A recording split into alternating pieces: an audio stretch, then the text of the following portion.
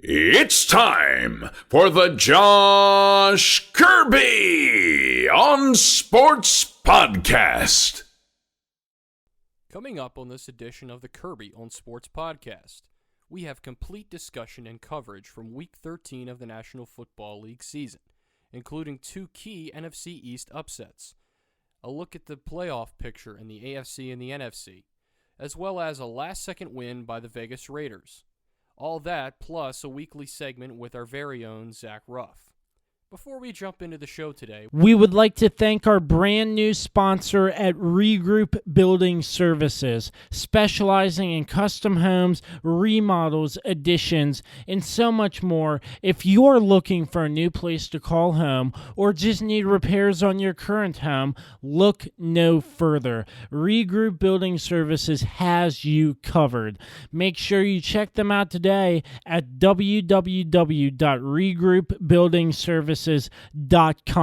Once again, that's regroupbuildingservices.com. We do the honeydews that your honey don't. Make sure you tell them Josh sent you. We are also sponsored by PM Plus, providing capital reserve studies for condominium and homeowners associations in Northern Virginia, Maryland, and D.C. for the past 30 years. Now serving the I-81 corridor from Hagerstown, Maryland to Stanton, Virginia. All right, it's time for another edition of the Kirby on Sports Podcast. It comes your way right now.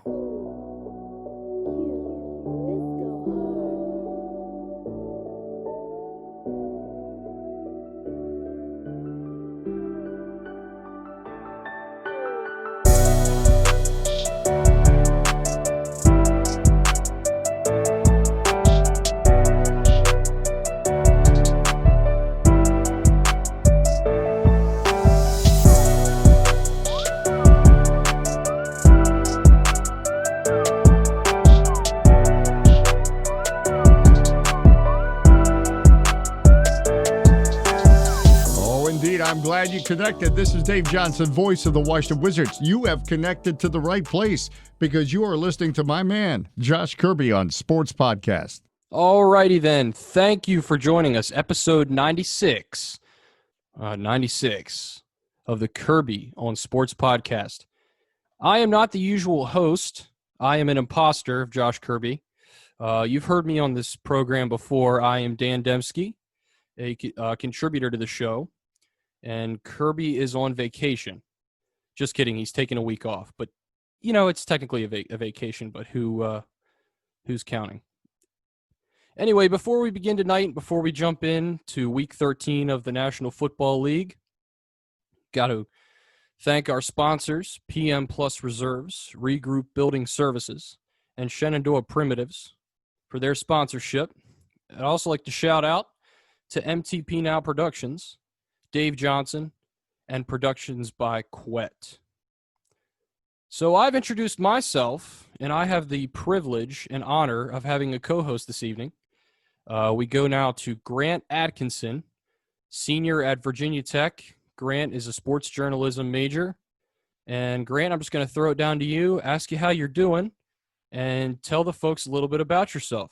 Yeah, I'm doing pretty good, Dan. It's good to talk to you. Dan and I had some classes together there at Virginia Tech. He graduated before I did. I'm a senior this year, like he said, so I'll be graduating here soon, hopefully, as long as everything goes to plan.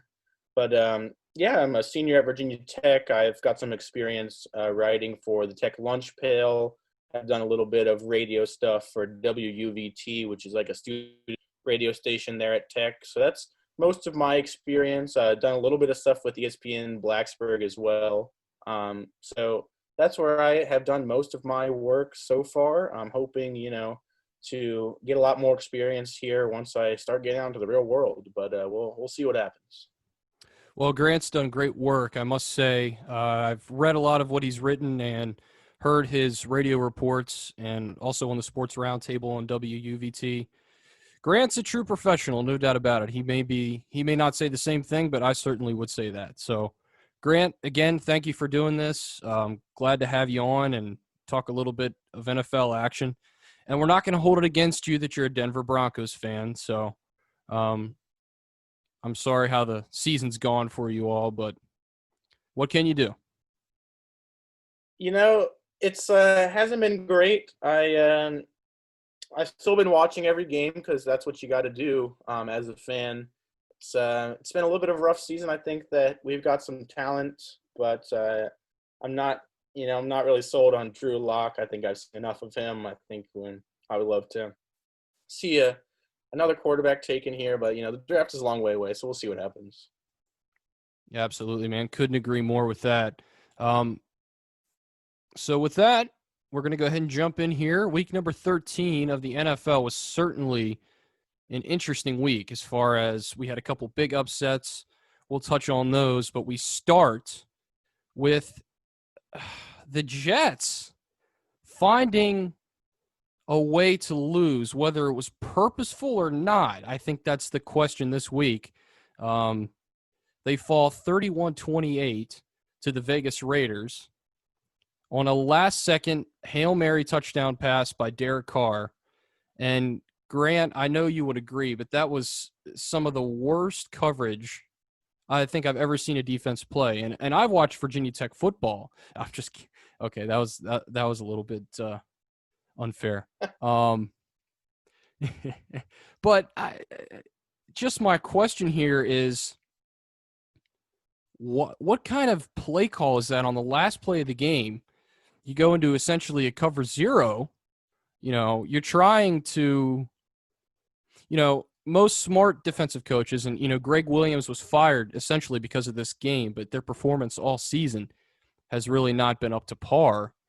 But I just don't think anyone can explain that play call, Grant. What was your reaction? Because I know most of social media and most of the general reaction was, wow, the Raiders are about to get embarrassed here, in New Jersey and lose and give the Jets their first win. Grant, what was your reaction to that game? Yeah, it was interesting because I wasn't even watching that game at the time. I can't remember what game I was watching. I was watching a different game, and my dad is a pretty, I wouldn't say huge Raiders fan, but he follows the Raiders. He used to follow them in Oakland and still follows them now. And so he texted me, and he was like, wow, the Raiders are about to lose to the Jets. And I was like, I can't believe that. So I turned it over, and there was about 20 seconds left. And it was right about when I turned it over. One or two plays later was that last play of the game where they threw that 46-yard touchdown. And like you said, I don't understand what they were doing. I've been critical a lot of times of, you mentioned Virginia Tech, but many teams do this. Just since we go to Virginia Tech, we see it. But playing prevent too early, I've been critical of that because it allows teams, especially if they're down, by 3 or less points, it allows them to just go down the field and get a field goal. We see that all too often. But in that situation, when you're at the 50-yard line and you're not going to get more than one play, I don't understand what kind of defensive call that. I don't know why you wouldn't have, all your defensive backs down there inside the 20, basically. I would love to know an explanation for it. But, yeah, it was one of the weirder things that I've seen. Pretty odd stuff for sure. Yeah, and I mean, the Jets played well enough to win this game. Sam Darnold, for as much criticism as he's received this season, and I think rightfully so at times, finished with 2 touchdown passes. He did have a pick, but that's the usual for him. If he doesn't throw a pick, then there's something wrong. But this is such an odd game because on paper this is a game where the Raiders dominate. The Raiders win by 2 or 3 touchdowns, I think. So they win handily, but I think the Raiders are one of those teams where they just simply play down to their competition. And we've seen that in the past, but we've seen that this season too. Think of, when they beat Kansas City the first time and when they almost beat them the second time. They play up to their competition. And in this game, it's just bizarre. I mean, it just goes to show you week to week in the National Football League, you never know. Games are like a box of chocolates, like Forrest Gump would say. You never know what you're going to get, And sometimes you get a wacky game like this, and that's essentially what happened. Derek Carr has really played well this season. 22 touchdowns, 5 interceptions. I think John Gruden's done a pretty decent job there, Grant. I want to get your reaction quickly here about how about how John Gruden has done there so far, because really they don't have a whole lot to work with, especially on defense. I think they have some weapons finally on offense. But I just want to get your reaction to that, and then we'll move on to the next game here. Yeah, I think that John Gruden has done a pretty good job. When they first hired him on that huge contract that's 10 years or whatever it was, they had a bad year or two, at least a year and a half that he was there, that they were just looking pretty bad. And I was thinking, they're in a really bad position now because they've signed him for 10 years and all this money, and I don't know if they are going to be able to fire him. I know a lot of the money was guaranteed, and so going into, I would say, the beginning of last season, I thought that they were kind of in a bad position. And then last year, they start playing really well. And this year, I would say that they have looked like a good, even a great team at times. But then, like you said, there's other times like this game where they don't. And so that's what's confusing to me. But I think Gruden has done a pretty good job there. He's getting a lot out of Derek Carr, and they don't have, like you said, a lot of options on defense, but even on offense. I mean, they have an average running back in Josh Jacobs, who was out this week. They have a really great tight end, obviously, in Waller, and I think that's been a lot of their production. But he's done a good job of being able to put the team in positions where they can use those players that they have that are weapons and make them have huge games. I mean, Waller had 200 reception yards in this game against the Jets. So I think that's something that John Gruden does pretty well, is put them in positions to succeed. Absolutely, Grant. And again, they're right on the edge of that playoff spot there. They added, of course, an extra seed in the AFC and NFC playoff this year. So they're right behind the Colts, and they actually play the Colts this Sunday. So that's going to be a huge game in deciding who gets that 7th spot, being an 8-4 versus a 7-5 matchup. We're going to touch more on the playoff picture later. We're going to go through it completely. We're going to jump to a second game here, and this game surprised me, Grant. The Cleveland Browns, the final score ended up being pretty close. The Titans came back. The Cleveland Browns jumped out to a huge lead in Nashville, 38-7 at halftime there. Now, the Titans came back and were almost able to overcome the deficit. But I think this game shocked everyone, especially considering I think, the line was Tennessee 5.5. And being the home team and having that, that touchdown favorite, this was surprising to me as well. And just the way that the Browns came out, it clicked in all three phases for them. They were able to force turnovers. Baker Mayfield was on fire. They had it all working. Are the Browns a legitimate dangerous team? Or is this sort of a flash in the pan type of game? Now, Baker Mayfield was fantastic. I mean, you couldn't ask for more. 25 of 33, 334 passing yards, and four touchdowns.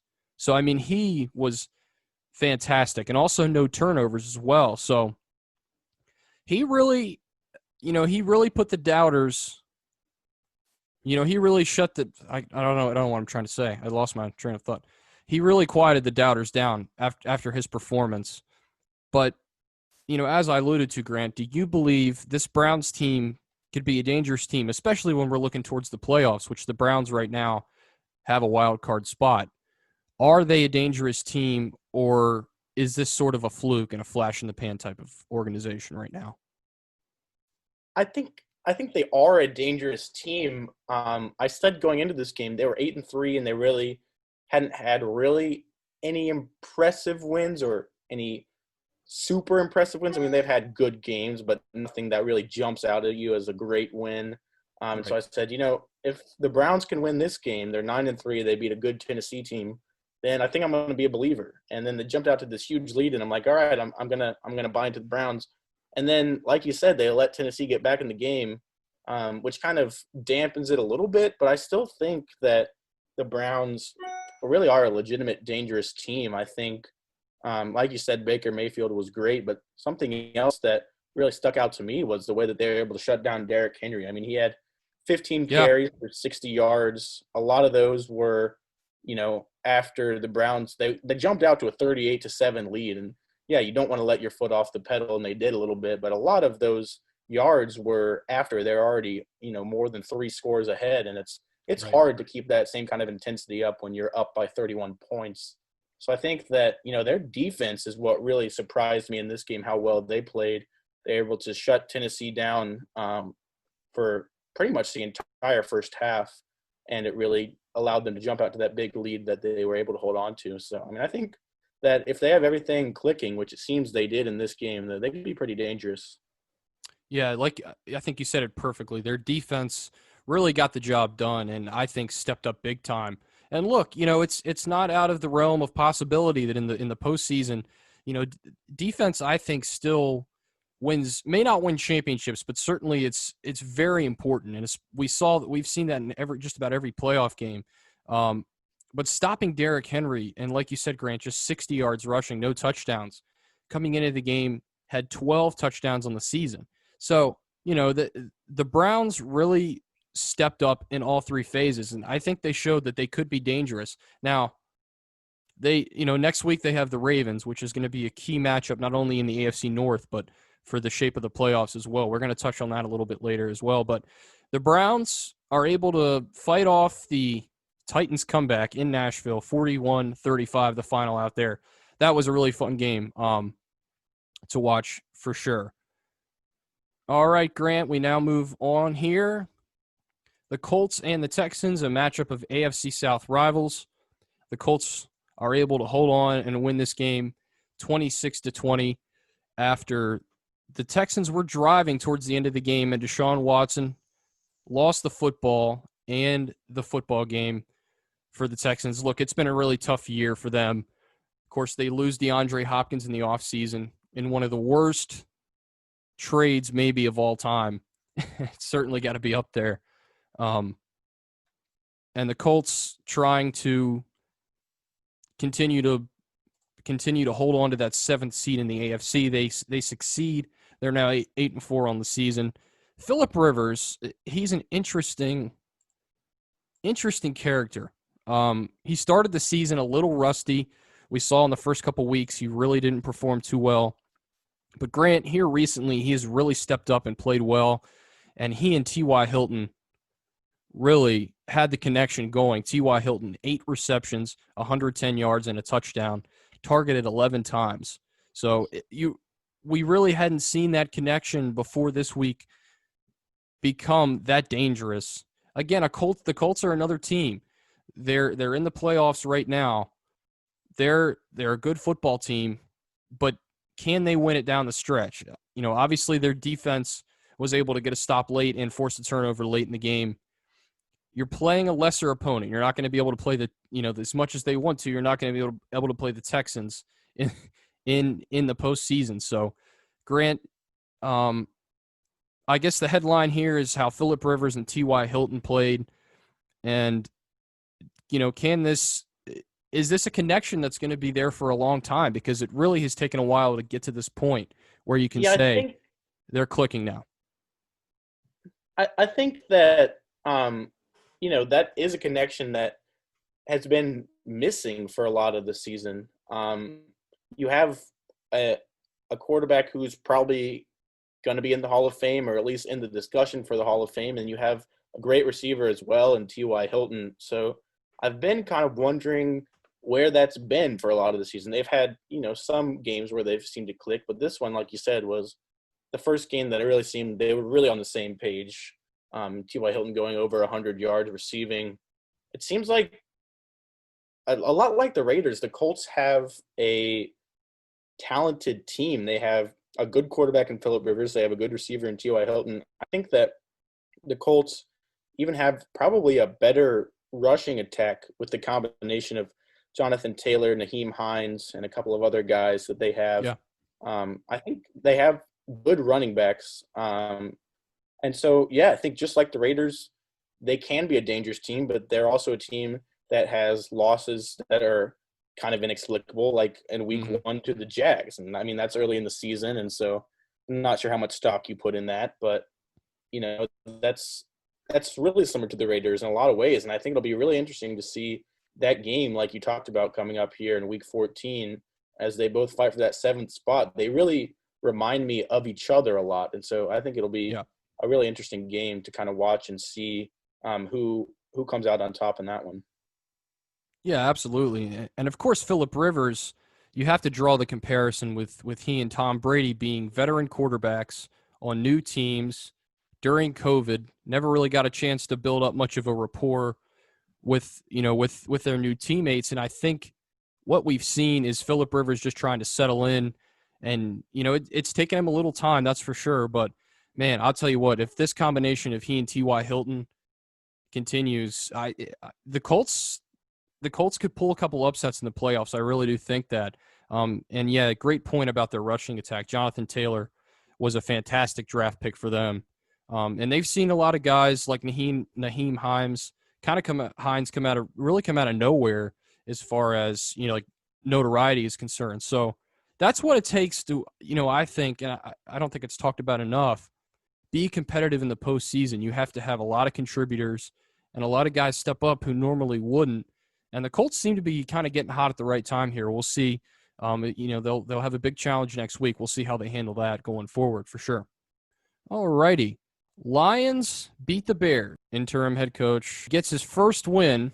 Now the Bears, let's face it, they're not having a good season by any stretch of the imagination. They haven't been able to really get any consistent quarterback play. Mitch Trubisky started this game.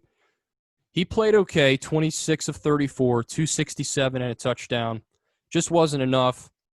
Matt Stafford had an unbelievable performance, Grant. 27 of 42, 402 yards and 3 touchdowns. He did have an interception, but it didn't really matter because he played so well.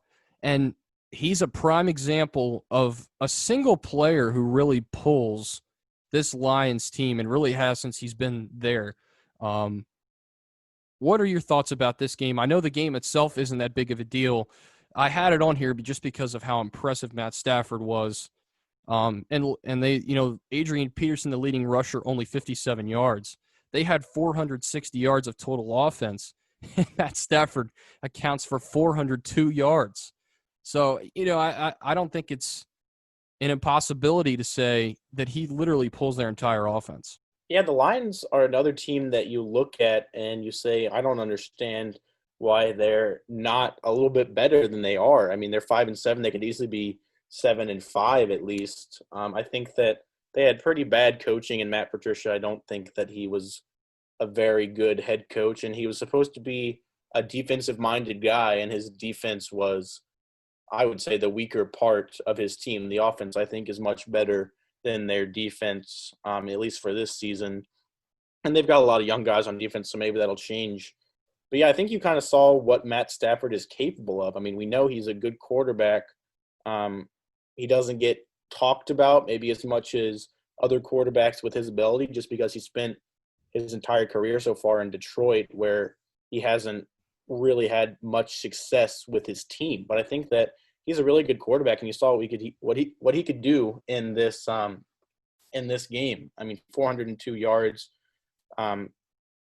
8 catches and 116 yards for Marvin Jones Jr. He had a really big day. T.J. Hawkinson, I think, is one of the best tight ends in the NFL probably. I mean, he had 7 receptions for 84 yards.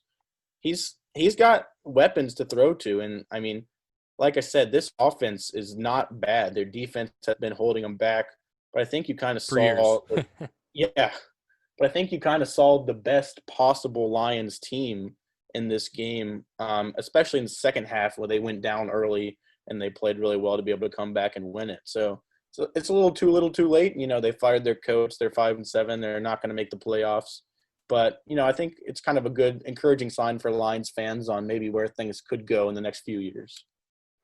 Absolutely, and that's interim coach Darrell Bevell. I wanted to make sure I had that name and got it correctly. But I totally agree, Grant, and you made a great point. Their defense is holding them back, and I think that's been the issue really since Matt Stafford was drafted by this team, and I believe it was 2009, 2010, somewhere around there. And he came to this team, and he and Megatron, Calvin Johnson, they always they've always had a good offense, but the defense has always lagged behind. They've never been able to really draft the right players or get free agents. So going towards the future, I mean, this division is really the Packers division year after year. You know, that's really what you're building towards. You know, I think if the Lions can just reshape that defense, I really believe they can compete, maybe for a wild card spot. I just don't see in the next 4 to 5 years, especially at the rate Aaron Rodgers is playing. He's getting older, but he really isn't slowing down. So, it's something to build towards. And the Bears just have a ton of issues. They can't even get a quarterback.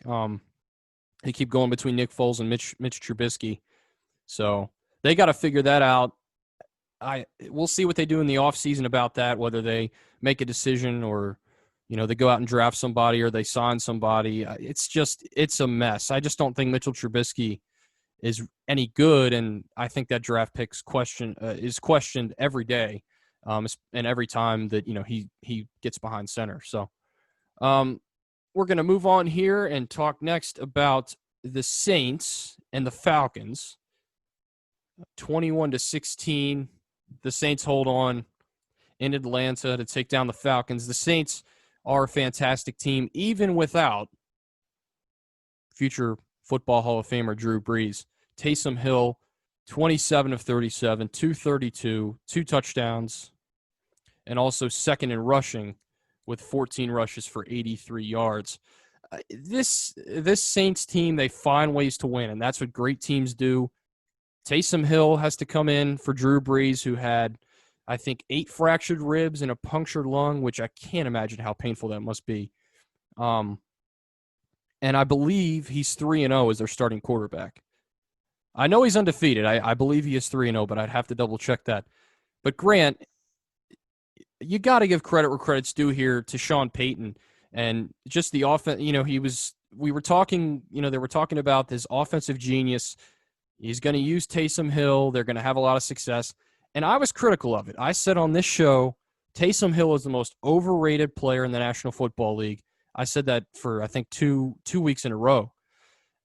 I've had this kind of blow up in my face a little bit because he's played very well in the limited opportunities he's had. Now, he's not going to go out and throw 4 or 5 touchdowns, but he's getting the job done, and he's getting wins. Actually, his touchdown passes were in this game were the first 2 he's had all season. But he's not out there to throw it 50 times a game like Ben Roethlisberger or some of these other quarterbacks across the league. He's kind of there to be a game manager right now, and he's doing a fantastic job. And the Saints are just one of those teams. They always have a great regular season, but they seem to have something slow them down when they get towards the playoffs or when they get in the playoffs, minus that Super Bowl season they had in 2009. I just want to get your thoughts on the Saints in general. Really, we're not going to waste our time talking about the Falcons because they're not a good football team, and they haven't been for several years since their a Super Bowl appearance where they got embarrassed in that as well. So I'll turn it over to you, Grant. You talk about Taysom Hill, or you can talk about the Saints team and what they've been able to do while Drew Brees has been absent. I just kind of want to get your thoughts on that because I know your hometown team is the Carolina Panthers. So I know you pay attention to that division and specifically the Saints because they're definitely the team everyone's been chasing for years. Yeah, for me, there's no love lost for the Falcons. Like you said, Panthers is my hometown team. I'm a Broncos fan, but hard not to follow the Panthers when I've lived in North Carolina my whole life. So I don't like the Falcons. I don't like Matt Ryan. I don't like what he did at Boston College. Yeah, agreed. I don't really feel that bad for them, but it's okay. They're having a tough season and they'll probably bounce back. I think they're a good franchise. But as far as the Saints go, I think that they just have so much talent. And I'm going to give you a little bit of credit. I think Taysom Hill has been good. I still think that the take that he's overrated could still be out there. He had a good game in this one. He was 27 for 37, like you said, 2 touchdowns. Before this game, his passing hadn't really been that great. Now, he's accounted for 6 total touchdowns and only 1 turnover in his 3 starts. He is 3-0, like you said. So he's been good, but like you said, he hasn't been great. They haven't played any teams that are above 500, I don't think, since he's come in to be their starting quarterback. And I don't think he is a great quarterback. I'm not sure he would be a starter on a lot of NFL teams. Agreed. But I agree with that. The Saints are a good enough team that, like you said, they don't need an elite quarterback. They have one in Drew Brees, and when he's healthy and playing well, they're almost impossible to beat. But even when they have, maybe a slightly below average guy like Taysom Hill, they have so much talent around him that it doesn't really matter. They can still win. I mean, it's been favorable for them that these 3 games they've had to play without Drew Brees have been against subpar opponents, and that's just the way that the schedule has worked out. But, he's come in, he's done what he needed to do. I mean, Alvin Kamara, obviously a great player. He didn't even have that great a game. I mean, he had 15 carries for 88 yards and a touchdown.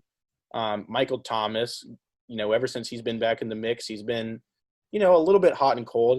He was hot in this one with 9 catches, 105 yards. Emmanuel Sanders. I mean, you just have so many guys on this team who can make plays. And I think it makes it a favorable situation for any quarterback to come into because you have so many weapons that you can go to. You'd have to be a bad quarterback to not succeed under the Saints. So, I mean, think about, I don't know if it was last year or the year before when they had Teddy Bridgewater come in. And I've always been a person who has thought that he kind of deserves a chance to start somewhere in the NFL. And now we've kind of seen that in Carolina. And he's been okay. I mean, he hasn't been great, but he looked great in this offense. I mean, they just have so many big weapons, and I think, you definitely mentioned that with Michael Thomas, Alvin Kamara. Hill himself is a guy who can run the football, throw the football decently, but he's primarily a runner when he has the ball in his hands. This team is dangerous now, but I just don't know about the postseason. Their defense is still a big concern. And I think coming down the stretch here as we get towards the postseason, we're going to see some issues with that. Now, I think they're one of the most complete teams in the NFC as far as dominance is concerned and just in general. And then, of course, their offense, like we mentioned, so many weapons. So the Saints are definitely a dangerous team and, of course, the number 1 seed right now. But I just, if they're not going to fall out of the first seed, I don't think, because the Packers are the 2nd seed and they're 9-3. Now, there's still, of course, several games left, so you never know down the stretch what could happen. If they end up having to play a playoff game on the road, I just don't know if they can go in and win. They're fantastic in their own building, and especially in the postseason. But they're a questionable team, I think. Because, like you said, they really haven't played any fantastic teams. Now, that's not their fault. They don't make the schedule. The NFL does, and they kind of rotate through divisions, so it's not really their doing either. So, in general, I'm saying all this to say that their offense isn't going to have any issues. It's their defense going forward what they're going to do to get back. So, I just think Drew Brees, here's my take, sit out all the way till the end of the season if you have to. Get 100% healthy, because the last thing you want to do now, Grant, is rush him back. He's not 100% healthy. He gets hurt again, and all of a sudden you're stuck with Taysom Hill in the playoffs or whoever the other quarterback is on the roster. I can't remember their other quarterback who I can't remember off the top of my head, but they have another guy who's been a starter in the league. Winston. Yeah, Jameis, thank you. And God, that would be a nightmare in and of itself. So I'd say Drew Brees, just sit out. If they don't get the number 1 seed, if they lose a game or 2 down the stretch, fine. They're still going to be a top-tier seed. Rest, get 100% healthy, and then come back when you're ready. And, the Saints could be very dangerous moving forward. Absolutely. Is it finally time to upgrade your home's interior? How about with an authentic farm table made locally from recycled barnwood? Shenandoah Primitives, based right here in Winchester, Virginia, makes farm tables, benches, tables, coffee tables, and a long list of other items for your home decorating needs. At Shenandoah Primitives, function and style are combined for great furniture that will last generations. If you're interested in combining the industrial look of metal with wood, or considering something incredibly unique with a live edge, Shenandoah Primitives turns those ideas into reality. Thinking about a mirror, wine rack, or other accent piece for your home, Shenandoah Primitives can assist with that as well. As a local small business, Shenandoah Primitives is happy to work with each client for a custom design or schedule an appointment to come out and view current inventory. Local, high-quality, handmade items can be found at Shenandoah Primitives. Find us on Facebook and Instagram or visit us at www.shenandoahprimitives.com. Once again, that's www.shenandoahprimitives.com. Alrighty now. We will jump. Oh, did you have something to say about that game, Grant? Sorry. I was just going to say I agree with you. I mean, if you look at the rest of the schedule that they have, they got 4 games left at Philly, Kansas City, Minnesota, Carolina. I mean, 3 of those 4 games you can probably win with Taysom Hill. And it'll become interesting because they don't have that tiebreaker against Green Bay. They lost to Green Bay. So if you lose to Kansas City, Green Bay wins out. And then it'll be interesting to see what happens there. So maybe they need to run the table. But, yeah, like you said, I would be more apt to let Drew Brees sit out as long as he needs to. And, even if I finish 3-1, I'm still in a pretty good position going into the playoffs. So that's kind of what I would lean towards as well. I mean, absolutely. And if you're playing Kansas City with Taysom Hill, you're not expecting him to go out there and throw for 400 yards. So, he's a game manager at this point, but he's played well. He's done a good job doing that. So we're going to jump over here. This is the game I mentioned last week that I was looking forward to watching. It was an yes, I always get the Rams. I always put them in the AFC and then the NFC and then the NFC and then the AFC. It just goes back and forth in my mind. They are an NFC West team, Dan. Come on. They had a big showdown here in this division against the Cardinals in Glendale. They come away victorious 38-28. Kyler Murray played pretty well, Grant. 3 touchdowns and a pick, but not good enough. Jared Goff, just one touchdown pass, but really it was on the ground where the Rams were able to, I think dominate this football game. Maybe not necessarily in the yards category, but they had 3 touchdowns on the ground. And they really, you got to give Sean McVay credit here. Jared Goff, I mean, he's okay. I mean, he's just an okay quarterback. This offense is structured in a way where, again, the Rams are a team who has a ton of weapons in the passing game.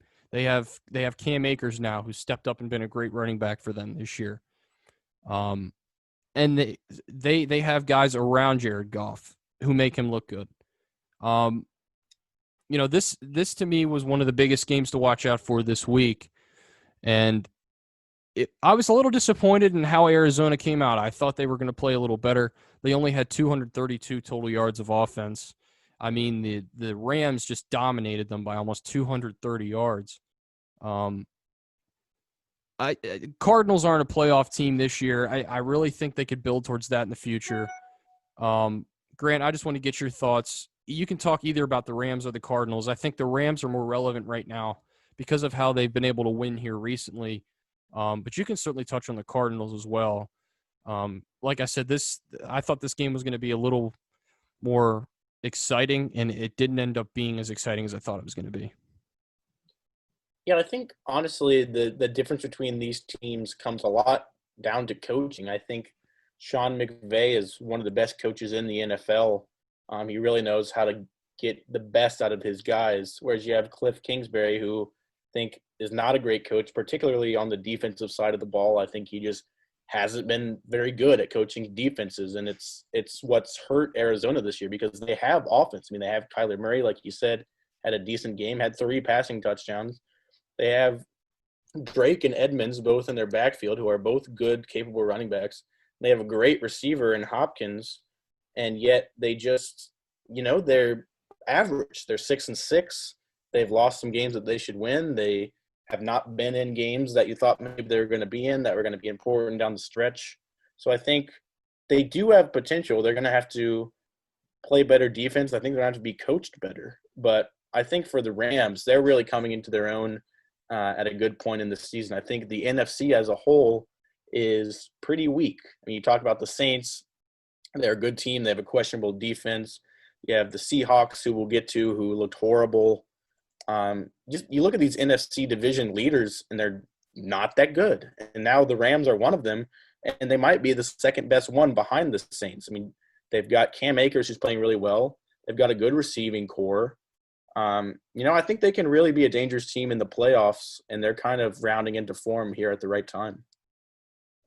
Yeah, and this Cardinals team is just the definition of inconsistent. You talk about how they played before their bye week.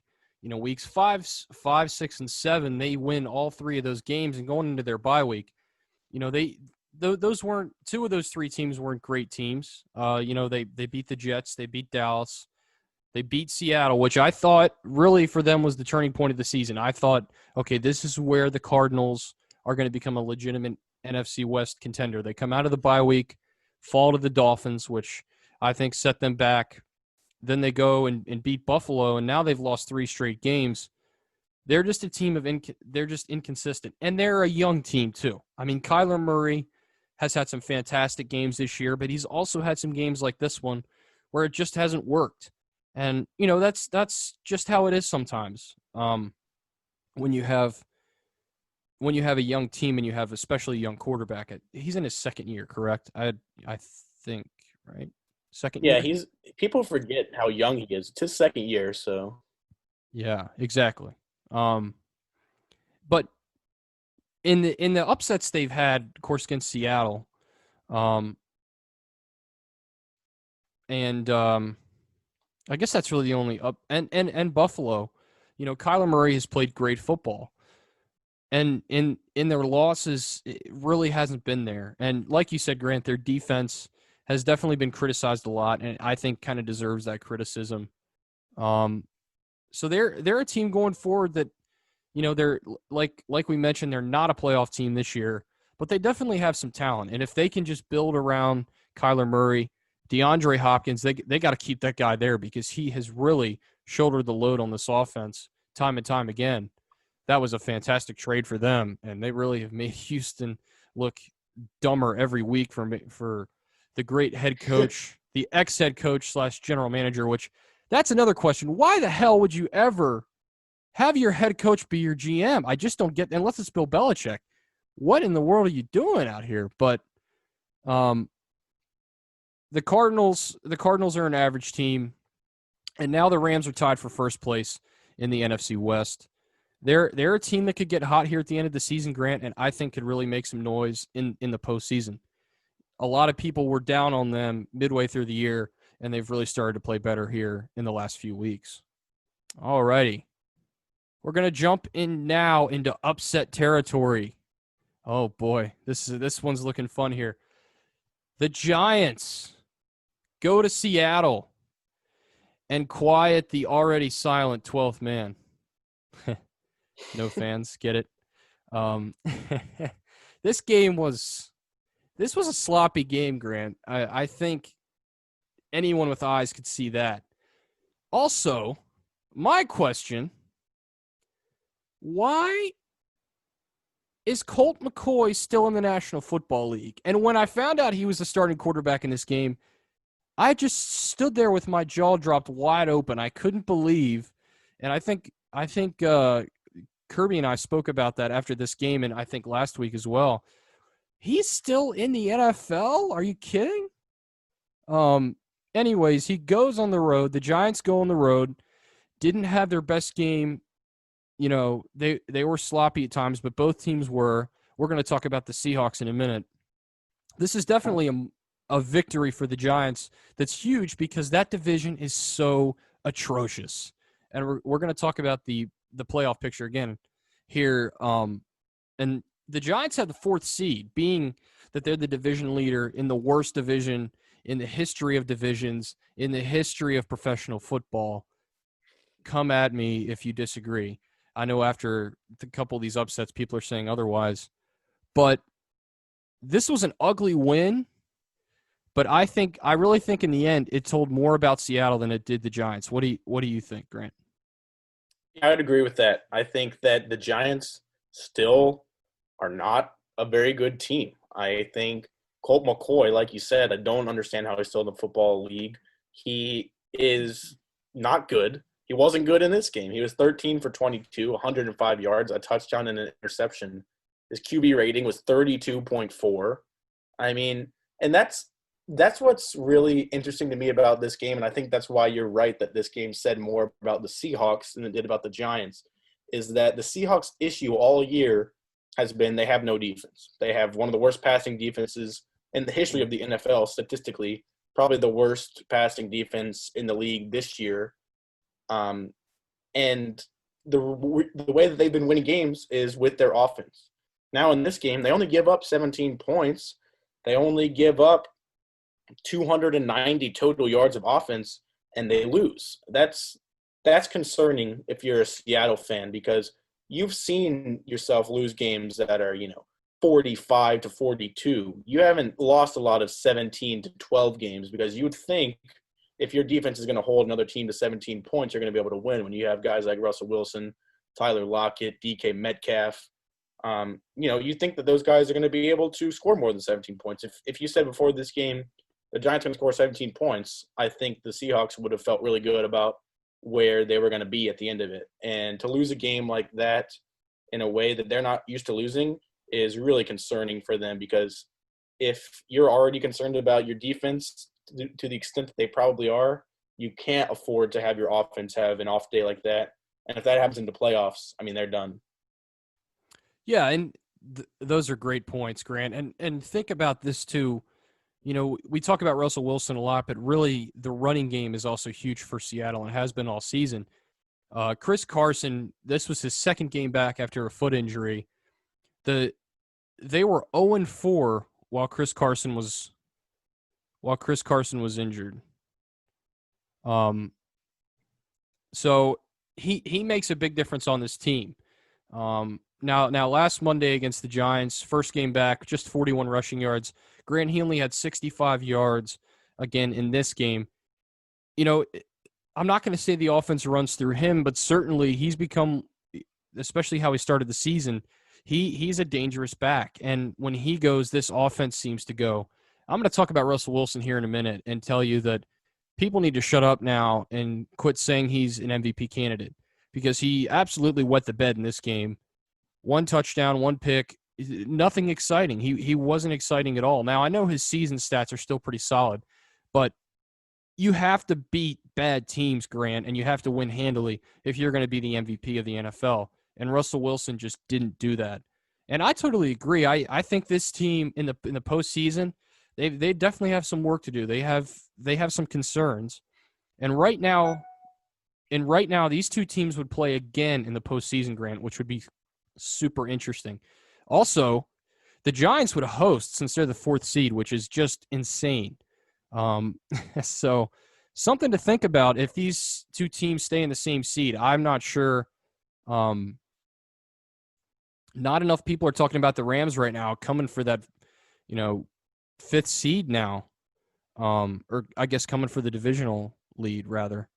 I think people need to start to kind of take notice here. Actually, they are the 3rd seed. I'm losing my mind. I'm sorry. I'm all over the place. Seattle just has a ton of issues, and you score 12 points at home to a team you should beat by 3 scores. It's inexcusable, and there's just a ton of issues there. They have enough weapons to where they should be able to score between, like 21, 25 points a game, somewhere in there comfortably. And they struggled to really do anything on Sunday. So there's definitely some concern there. And their defense made Colt McCoy look good. Now, he, like you said, his stats weren't great. He threw the touchdown pass, and that's really what made the difference. The the only they had 2 touchdowns. Never mind. They had a rushing touchdown by Alfred Morris, who also was a former Washington football team player. Interesting. Yeah, I know Washington fans are a little upset about that. At least Kirby was. I don't know if he's the typical Washington fan. Hard to tell anymore. Anyway, I will stop my incoherent rambling. We will move on here to the biggest upset I've seen in quite a while, Grant.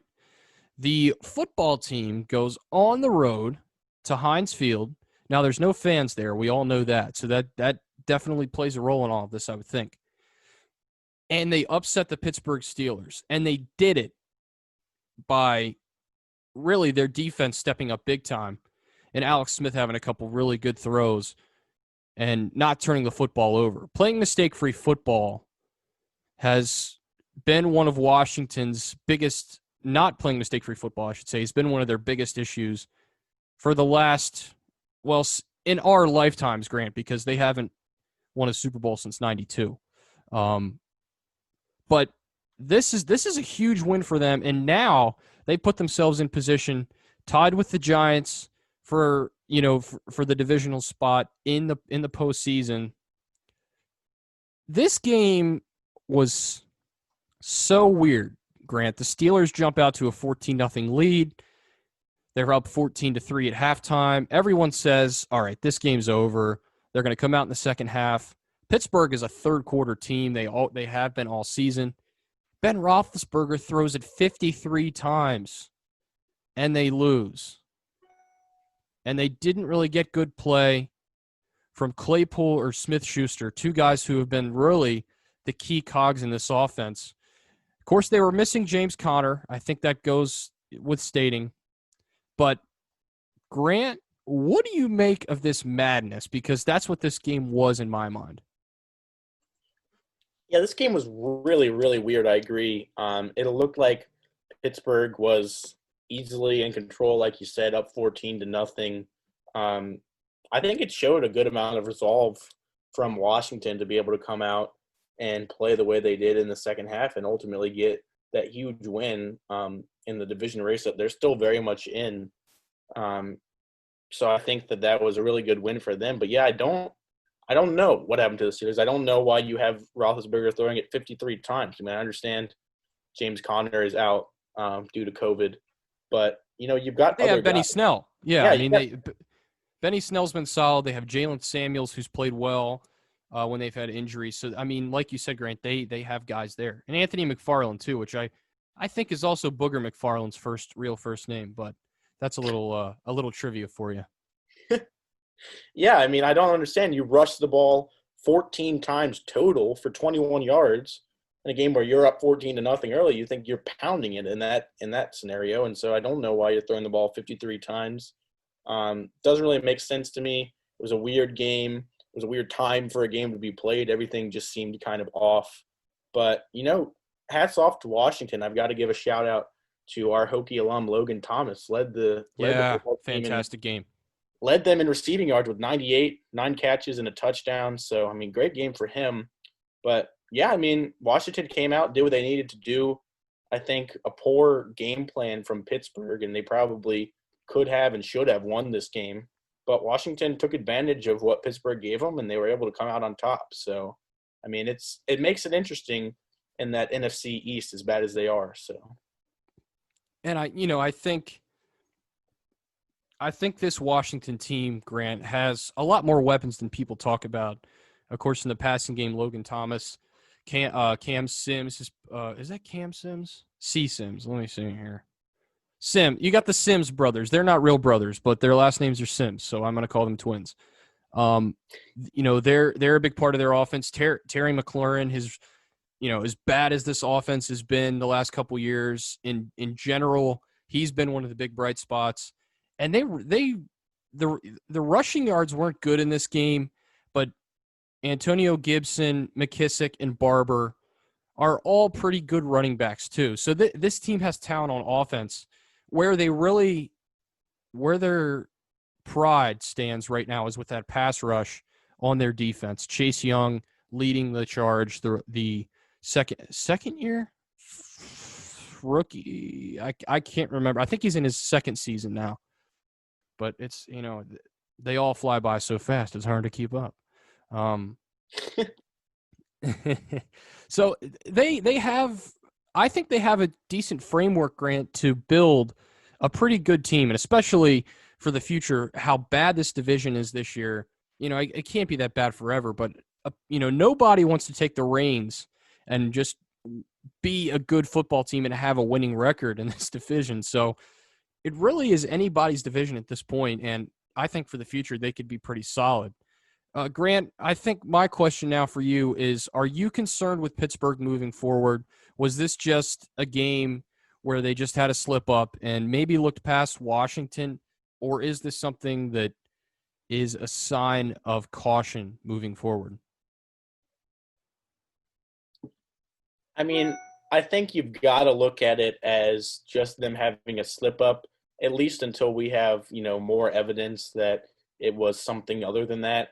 But they're still 11-1. I mean, the chances of having an undefeated season are pretty slim. They could have done it due to their schedule, but I think you have to look at it as a slip up just because they have so many weapons on offense. They have a great defense. I mean, Minkah Fitzpatrick is one of the best defensive players in the NFL. And they've been so good that I think you have to assume it was just a slip up. But we're going to see next week. I mean, they take on a red-hot Bills team. So that'll be, it's a Sunday night game. The Bills have come out as early favorites. So we're really going to get a gut check on the Steelers, I think, next week. If they lose next week, I think, you've got some serious concerns. But for now, I'll go ahead and give them the benefit of the doubt and say that it was a slip up, and we'll see how they come out against the Bills. Totally agree. It's going to be a huge test for them. And, Pittsburgh's not going to really drop down. They've got the division in hand at this point, I think, with Cleveland at 9-3. But certainly this game was it was almost like you couldn't believe what you were seeing.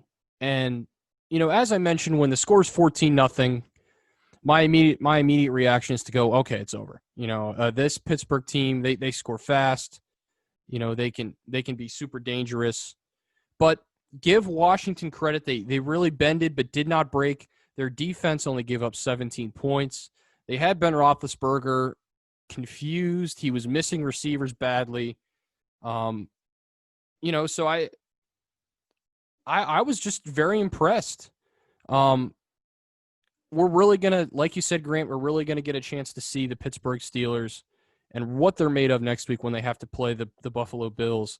I'm really excited for that game. That might be the game that I say to look out for next week. We'll have to see. You'll have to wait till the end of the episode to find out. That's going to do it with our in-depth discussion of games. We're going to throw it out now to our contributor, Zach Ruff, and he will give us his Line 'em Up segment, his weekly segment, the great Zach Ruff. Zach, take it away. Welcome to the Week 14 edition of Line 'em Up. I'm Zach Ruff of ProFootballAction.com and at the ZachMamba24 on Twitter. Let's get into it. First up, we've got the New York Jets at the Seattle Seahawks. The line on this game is Seattle minus 13.5. Over-under is set at 46.5. The Seahawks lost 17-12 to the Giants last week. The defense gave up all 17 points in the second half, continuing to struggle. Seattle is 6-6 against the spread and over-unders on the year. The Jets are 4-8 against the spread and also 6-6 in over-unders.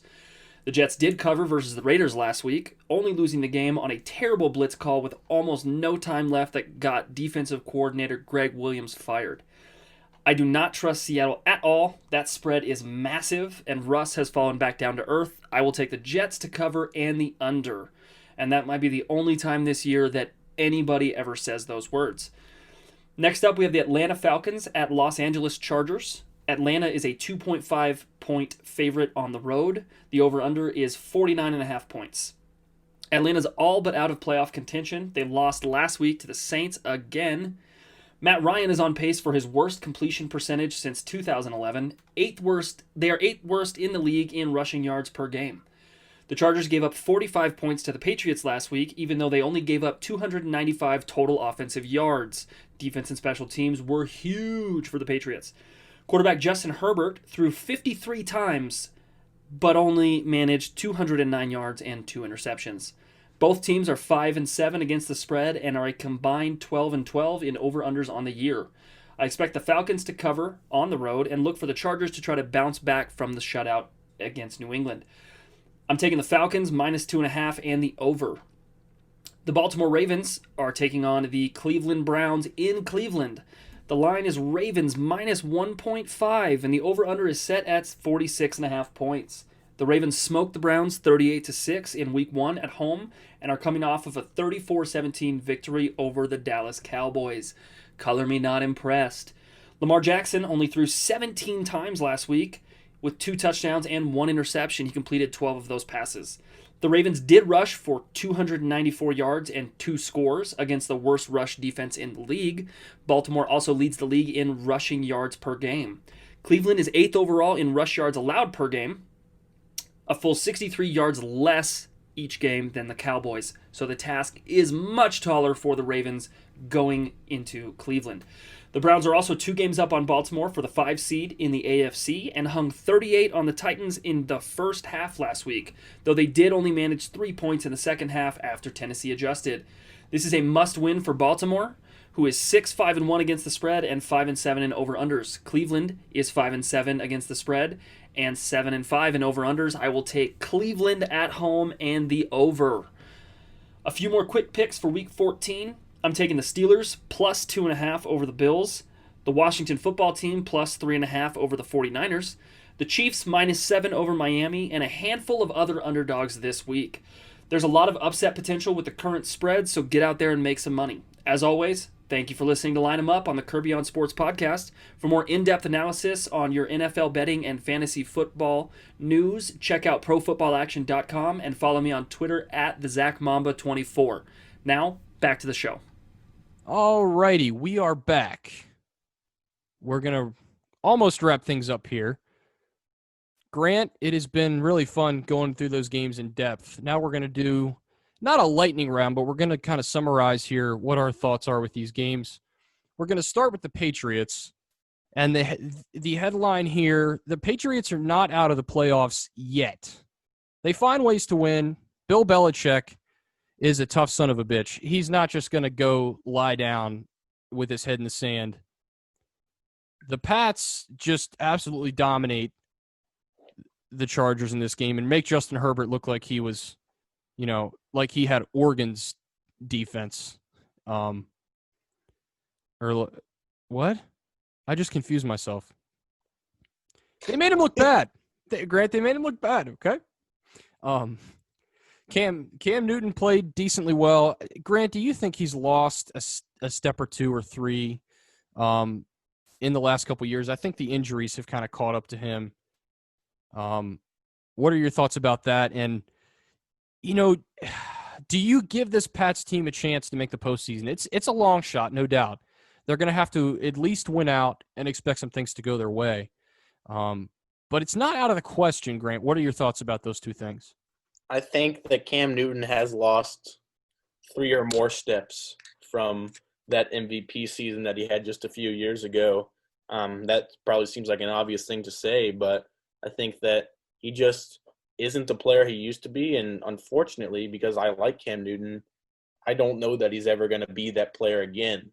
I think that it's very good sign for the Patriots that they won 45-0 in a game in which Cam Newton threw for 69 total yards. That's pretty impressive. But I just don't see the Patriots winning out with the quarterback play that they have right now, whether it's Newton or whether it's Stidham. I don't know how they're going to win out. And if they don't do that, it's going to be nearly impossible to make the playoffs. So I'm going to say they're not going to make the playoffs. Maybe they'll surprise me. And I think even if they don't, I got to say Bill Belichick has done a great job with this team just to have them where they are, because I think Cam Newton has been borderline bad, and they're still 6-6, and they're still somewhat in the race. So I think that's just a testimony to Bill Belichick and what a good coach he is. But I don't know. I don't see it for this season. I totally agree. Their defense really stepped up in this game, and I of course, Belichick was, if I'm not mistaken, a defensive coordinator for a long time in the NFL. he never really has been a quarterback whisperer by any stretch. Now, he had the pleasure of working with Tom Brady all those years, so certainly he has. I think is a first ballot Hall of Famer, and we could argue the GOAT, but you go from that to Cam Newton. There was a lot of question marks as to how the Patriots would fare. They started the season pretty rough, but they've really played well here down the stretch. This score surprised me, Grant, I must say, even though the Chargers were 3-8 coming into this game. They're a good young football team. They have some issues on defense again, like so many of these teams in the National Football League now. But I totally agree with you. I don't think the Patriots will find a way to sneak in unless Bill Belichick pays the refs or something. Which, look, I'm not a conspiracy theorist, but he's been known to do some shady stuff. So just be on the lookout for that. Maybe with a Spygate with a camera or something. But that game surprised me. We're going to move on now before I continue my mumbling and rambling and stumbling over words. The Dolphins. Are they the most surprising team this year, Grant? They go home, actually, because they played at home in this game. Miami Gardens, they beat the sputtering Cincinnati Bengals, who, let's face it, are not much of an opponent. And I'm not really focused on the final score of this game, but rather the Dolphins finding ways to win and finding themselves at 8-4 when the expectations were so low this year. And really, that AFC East divisional race is rather interesting, Grant. I'm going to get your thoughts and ask if you agree with me that the Dolphins are the most surprising team this year. I think they are the most surprising team. I would agree with that. I mean, they're 8-4. They've played two different quarterbacks. They don't have that much talent on offense. They don't have, an elite receiver, really. So I think that's been impressive. I think it's unfortunate that they have treated Ryan Fitzpatrick the way they have, because it makes me not want to root for them, where they should be a team I should be rooting for. I mean, they're 8-4. They're like the underdog, but I don't like the way they've dealt with the whole quarterback situation. But yeah, I mean, I think they're surprising. I think that they have overachieved with no question during this season. So yeah, I would agree that they are definitely the most surprising team to me in the NFL. And, we're 12 weeks in, so it's not really a fluke anymore. It looks like that's really, they're a pretty good team. So. And I've been impressed. You mentioned the two quarterbacks, of course, couldn't be more different as far as play styles. You got a guy who's like in his 50th year in the NFL in Ryan Fitzpatrick, who's just a grinded out, really tough guy who just stands in the pocket, takes the big hit, but usually makes pretty solid throws. You don't stay in the league as long as he has if you don't do those things. And then you have the young gun, Tua Tagovailoa, who hasn't played, fantastic by any stretch of the imagination, but he's played mistake-free football, Grant. Still no interceptions for Tua, 7 touchdowns, 898 yards, got a really near 100 passer rating for the season. He has been impressive. And this Dolphins team, they're very dangerous, I think. I think they'd rather have people not talk about them because they've kind of been the underdog all season in every game they've played and in every sort of situation. And they don't have any standout stars either on offense. Now, their schedule hasn't been too hard, but all these teams, Kansas City, Pittsburgh, these top-tier teams in the AFC really have not had very solid schedules. So really that debate is kind of thrown out the window. I really think they could be dangerous, maybe not this postseason if they do end up making it. Of course, the Bills are standing in their way right now. But they certainly are a team that, right now they're the 6th seed. They're kind of hanging on by a thread there. The Colts have the 7th seed, and the Colts have the same record, so that's going to be interesting. But Tua Tagovailoa, definitely the future of this franchise. But you got to give credit where credit's due to what the Dolphins have been able to accomplish this season, and they absolutely are the most improved team, I think, more than any other football team this year. All right. And the Bengals, on the other hand, they're a complete dumpster fire. But, you get your rookie quarterback killed That tends to happen. The Vikings hang on to win in overtime. This game was weird. I'm not really going to go into too much depth about it. I'm just going to say that I'm surprised Mike Glennon is still in the NFL. I mean, the last time I heard his name, it was a quarterback battle there in Tampa Bay back when the NFL first had Nike uniforms. So that was several years ago now. Kirk Cousins, 305 passing yards. I mean, the score and really how this game ended up is not what I'm here to talk about. I think the play of Kirk Cousins has improved here during this latter part of the season. 26 touchdowns now on the year for Kirk Cousins after a rough start. This is a team that they probably should have steamrolled, Grant, but Cousins is one of the highest paid quarterbacks in the National Football League. If he's not number one, he's certainly up there.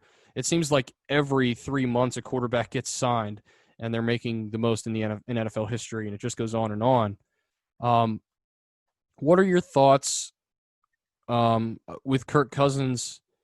And Mike Glennon actually has played well, I think, in the games he's played. He's got 3 touchdowns and 2 picks.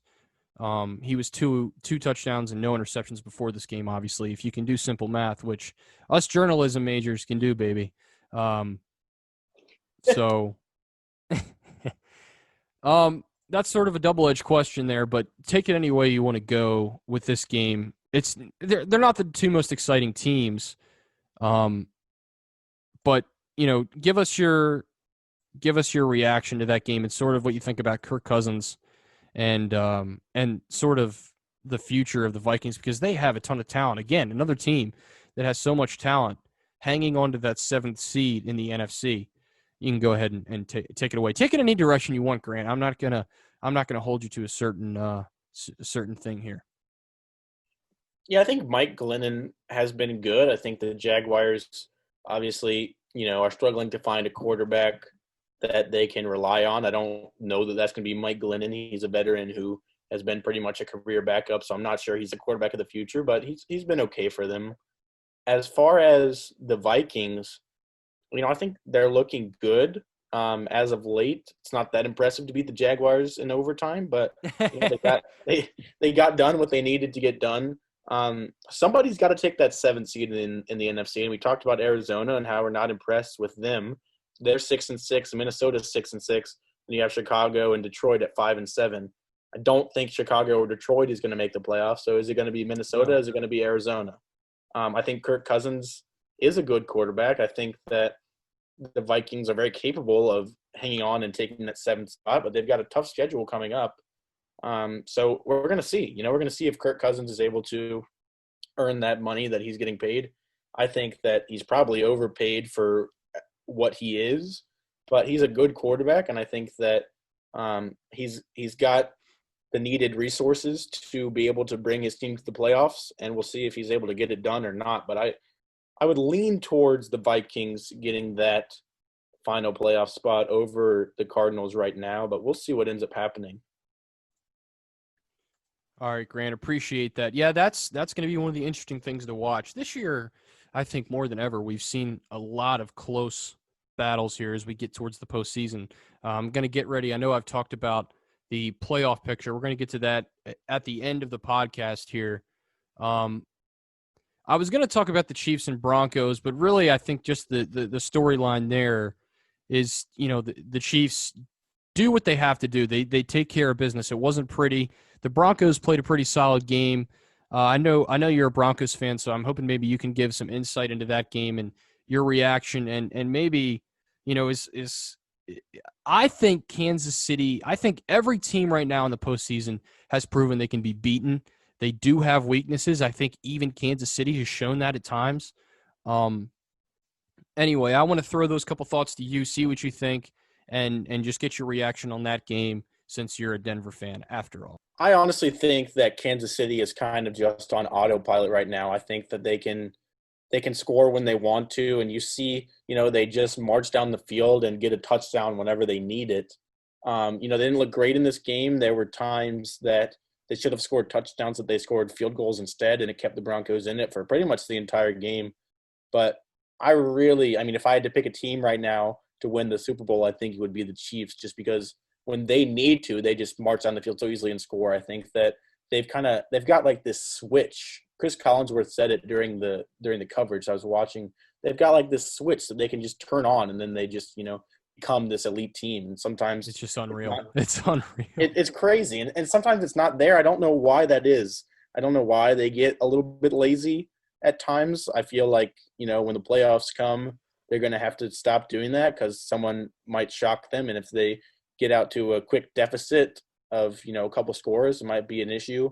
But they're my favorite to win right now, just because of how good they can be. And I think that if they just keep their foot down for an entire game, I don't see anyone who's going to beat them if both teams are playing at their best. So they're gonna have to have an off game for somebody else to beat them, I think. But a Pittsburgh Kansas City AFC Championship would be an interesting one to see. So we'll see what happens.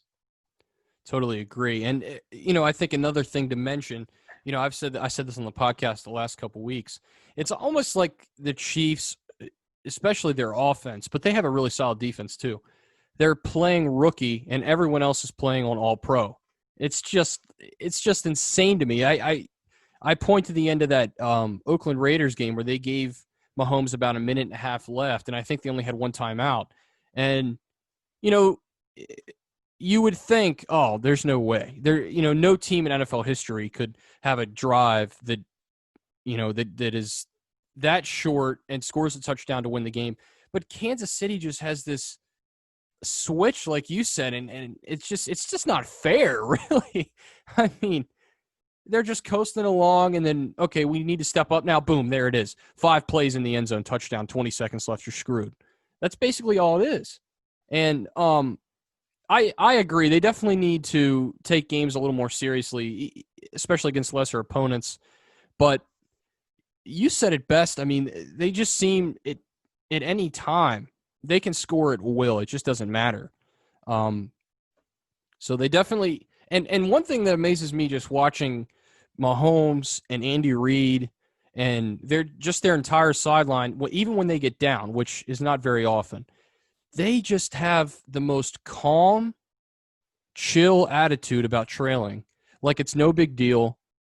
And maybe that's one reason why they're so confident and why they are just so in the driver's seat, even when they're behind, if that makes sense. It's just an incredible thing to watch. Anyway, that just about wraps up our Nuggets and our coverage of Week 13 of the National Football League. Grant, I'm going to ask one last question of you here. We're going to look at Week 14. Give me a game or two that you're looking out for Week 14. What excites you? What are you looking out for? And, if you watch Red Zone or whatever, what games are going to catch your eye this weekend? And early next week now, which is with COVID, I mean, we have football almost every day of the week. So go ahead and give us your games to watch out for Week 14. I think the Thursday night game is actually pretty interesting with the Patriots and the Rams. Like you said, the Patriots are pretty desperate. They've got to win this game, you would think, to keep themselves in the playoff race. Whereas the Rams, we said they're an up-and-coming team. We like the way that they're looking. But they're going to face a Patriots team that's got a pretty good defense. They, shut out the Chargers this week here. And so I think that, the Rams, it's a more important game for the Patriots, but it's an important game for the Rams as well to be able to prove that they are a legitimate contender in the NFC and that they will want to win that NFC West division and maintain that lead that they have right now with that tiebreaker over Seattle. And then the other game, I think, is the Monday night game, another game with one team who is pretty desperate playoff-wise and one team who wants to prove that they're for real. You got the Ravens and the Browns. The Ravens, I think that they're a playoff team talent-wise. I know that's your team. I think that they are a playoff team, but they're 7-5 and they're not in the playoffs right now. So they're going to have to find some wins. And the Browns, they're 9-3. They're probably not going to win the division unless Pittsburgh really falls apart. Falters, yeah. They're trying to, improve their seeding and to prove that they are for real and they can be a team that's going to have to be taken seriously in the AFC for the playoffs as well. So I think that they've got something to prove. The Ravens have something that they're trying to earn in a playoff berth. So that'll be an interesting one as well. Yeah, I was going to pick two games, and one of mine was also going to be the Ravens and Browns, just because it's such an important game, really, for both teams. Like you said it perfectly. The Browns win that game, and Pittsburgh loses on Sunday, and all of a sudden you have just a one-game advantage for Pittsburgh. And I believe those two teams play within those last couple weeks. But so that game's important, not only from that perspective, but also I'm a Ravens fan, and we have to win out at this point if we're going to have a chance at the playoffs. The other game I'm going to point to is Kansas City in Miami. It's going to be a fun game. This is a real challenge for the Dolphins. They've gotten a little complacent in some of their games against lesser opponents, but this is a real challenge for them. If they're able to pull the upset here on Sunday I think they're at home. Let me check. I think they're at home. Yes, they are. They pull the upset in that game, and we're talking about a team that could be dangerous in the postseason. So keep an eye on that game. Also important for playoff seeding, which we're going to get to in a minute. We're going to run down how the AFC and the NFC are shaping up. I think the Chiefs, like they've done all season, and like we just mentioned, like the Patriots of old, with Brady and Belichick, they'll find a way to win. Mahomes and Andy Reid will find a way to get it done. But I think this is a great opportunity for the Dolphins to show that they're legitimate, that they're a team that belongs in the postseason, and this is quite the opportunity to prove that now. All righty. Moving forward now and getting to the end, we're down to the last segment, and it's been a fun one, Grant. Really like to say thanks to you for coming on. I know we talked a little bit last week about doing this, and I wasn't sure if you were in or not, and I talked to you early this week, and you were down, so I really appreciate you doing this. It's been fun. It's just like old times, sitting around talking about football, sports, and the only thing missing is a Coors Light or something like that. But that can be arranged at another time. Exactly. So before we jump into our last segment, Grant, I just want to thank you and thank all the listeners again for all your great support. You guys mean a lot to us here. So now we're going to jump in here. We're going to take a look at the playoff picture. We're starting in the AFC because the AFC is better. No, I'm just kidding. Actually, I really do think I think overall the NFC or the AFC is more strong. Even when you look at those top three seeds. So here we go. The number one seed right now in the AFC, the Pittsburgh Steelers. Now, of course, coming off the loss against the Washington football team, they're going to try to bounce back. Right now they have a first-round bye and home field advantage throughout the playoffs. That's how that works. We all know that. The number 2 seed right now, Kansas City Chiefs. Number 3, the Buffalo Bills. Number 4, the Tennessee Titans. Number 5, the Cleveland Browns. Number 6, the Miami Dolphins. And number 7, just falling in there, are the Indianapolis Colts. Now, I think, Grant, that number 4 seed in the AFC in that division is kind of interesting for sure because you have two teams now tied for that division lead, the Colts and the Titans. Which team do you think is better, and which team do you think will get that number 4 seed? I think the Titans overall are a better team. I think that they have probably the best running back in the NFL. I think Ryan Tannehill has been really good for most of the year. But, Agreed. They looked horrible against Cleveland this previous week here. So I think that it'll be interesting to see if they can hold on. But I do think that they're a better overall team than the Colts, and so I would lean towards them to win that division. But I think either team could easily do it. Yeah, and I totally agree. I think the reason I didn't bring up those top 3 seeds is I think they're pretty solidified at this point. We know who the better teams are. But you never know with the Dolphins. They are a team that could surpass the Bills. Now, they're going to have to get a huge win this weekend for that to happen. But funnier things have happened. We saw this week in the NFL, we had 2 of the biggest upsets we've seen in quite a while. So it's not out of the realm of possibility. I realize that's like my saying. I say the realm of possibility a lot. Is there a realm of something else I could use? We'll have to Anyway, research that. yes, that's going to be a little research for next week. Now we're going to jump over to the NFC, Grant, and this one's more interesting because you have really some teams, of course, with the Giants included, some teams towards the bottom of the seeding here that I don't think are very strong. We're going to go down the list here. We got the number one seed are the New Orleans Saints, like they've been for the last 10 years or something. They've had a top 2 seed in the NFC. It's just insane. Number 2, no stranger to having another one of the top seeds, the Green Bay Packers. They're 9-3. They have Detroit this weekend. I should have really gone through who they're playing next. I kind of dropped the ball in the AFC. We're just gonna do it for the NFC because I'm favoring them tonight for some reason.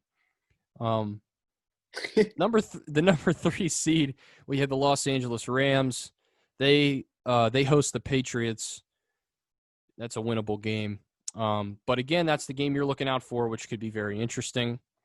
The number 4 seed, the biggest joke of a number 4 seed in the history of not just professional football, Grant, but the history of seeding. I don't know if seeding's been done like this in other things than professional football, but it's a disgrace to math everywhere that the Giants are the 4th seed, 5-7, and they have quite the matchup going up against the Cardinals. I think they're going to have their hands full with that. Number 5 seed, the Seattle Seahawks. Again, they are in quite the battle with the Rams for supremacy in that division. That's gonna be interesting and really come down to the wire. And they host the Jets on Sunday. Number 6, and this is a team that started off the year with probably some of the most glitz and glam and media hype of any football team that they hadn't played together, at least as the unit they stand now. The Tampa Bay Buccaneers at number 6. They host Minnesota. Tom Brady really starting to see his age this year, Grant. I'm going to turn it over to you here in a minute once I get through the 7th seed here. Number 7 is the Minnesota Vikings, and they're 6-6. The Cardinals right behind them, like we mentioned, Grant. Out of the NFC, what are you looking out for with those seeds this weekend? It really doesn't seem to be. I think the most exciting game for me is the 6th versus 7th seed this weekend, Grant. What's your takeaway coming out of that side? Yeah, I think that's a huge game. Tampa Bay and Minnesota. It's probably bigger for Minnesota because they're tied with Arizona right now at 6-6 for that last seed. Minnesota has the tiebreaker because they have a better win percentage in common games, according to this ESPN website. So, guess the team. Good research, Grant. Yeah, Thanks. yeah. Wow. Making me look so good. That's why Minnesota is the 7th seed right now and Arizona's the 8th seed. But yeah, I think that's a huge game for Minnesota. They win, suddenly they're tied at 7-6 with Tampa Bay. They lose, they're at 6-7. And then if Arizona wins, they jump Minnesota. So, they could move up to a tie for 6th, or they could fall out of a tie and go into 8th. So that's really an important game for them. And Tampa Bay is a pretty hefty favorite. I think it's about 6 points or something like that. Mm-hmm. So Vegas likes Tampa Bay in that one. And it's going to be a big game to see what happens. I think that also it'll be interesting to see what the Giants and the football team do. They're both 5-7 in that division. And like you said, it's a really horrible division. It's pretty embarrassing to the National Football League, but it's still a division that is going to have a winner at some point. So we're going to see who comes out on top. But yeah, both teams that are in search of a win this week to kind of put them a leg ahead in that race for that 4th seed there. So I think there's a lot to watch, maybe not a lot of matchups between great teams as far as record is concerned, but with playoff implications, there's a lot of games that are going to go in that category in the NFC. Absolutely agree. I think that's definitely both the AFC and the NFC are exciting, but the NFC, there's just so many even teams, I think, as far as record and just in general. And again, it's just an atrocity that the Giants are the 4th seed, and they don't even have a winning record. And if they lose on Sunday, they will have a losing record. It just hurts. It just hurts as a football fan. I'm going to double back because I did not go over the 7 matchups on the AFC side. So I apologize. I had a brain confarction, so we will go back here real quick. And I really think, Grant, these matchups are more exciting as far as like playoff contenders are concerned. So we start with the number 1 Steelers. They're on the road against Buffalo. You got the number 2 Kansas City Chiefs on the road against Miami. Of course, number 3 Buffalo playing Pittsburgh. We have the Titans at number 4 on the road against Jacksonville. Now, that game is the outlier. I don't think anybody gives Jacksonville much of a chance. But it's a divisional game, so we got to keep that in mind, too. Those can be funny sometimes. And, of course, the number 5 seed Browns hosting Baltimore. The number 6 seed Dolphins hosting Kansas City, which is one of the games I said to watch out for. I think will be pretty exciting and quite the test for the Dolphins. And the number 7 seed Indianapolis Colts on the road at Vegas, man. How about it, man? Watching a lot of tape, man. Preparing for the Colts, man. Had to pull out my John Gruden, man. So that's what we have here, folks. And we have 2 teams at 7 and 5, sitting right outside at the 8th and 9th seed, respectively, the Raiders and the Ravens. So this is a big weekend, I think, especially in the AFC, as far as we could see some shifting going along here. It's very, very interesting at this point, Grant. What do you make of the AFC side in the matchups? Yeah, huge weekend. I mean, you start getting down in these last 4 weeks, the playoff picture starts to really come into focus a little bit. And I think that you're not going to make the playoffs when you're down in like a 6 or 7 seed range. You're not going to make the playoffs with one game, but you can miss them with one game, I think. And, you start to get to these games that are very important to win if you want to stay in the race. You look at Las Vegas and Indianapolis.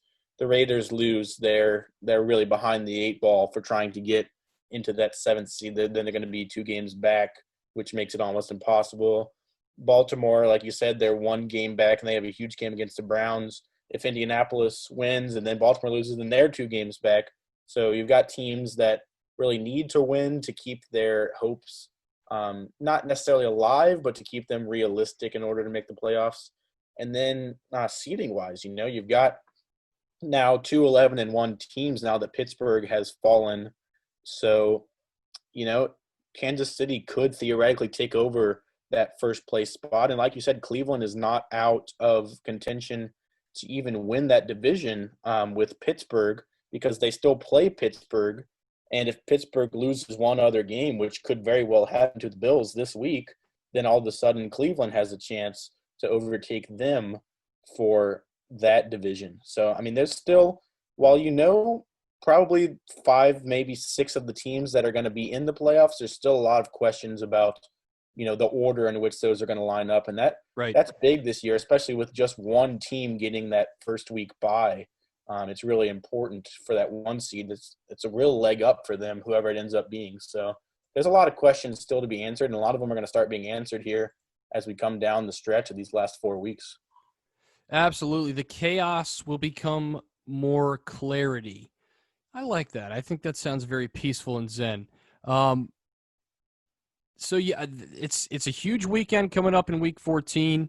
We've given you the rundown of Week 13, and we've also looked at what to look forward to this weekend with a lot of huge probable playoff matchups and playoff seedings kind of up for grabs here as we wind down the last 3 weeks of the season. Before we sign off, I'd like to once again thank our sponsors, PM Plus Reserves, Regroup Building Services, and Shenandoah Primitives.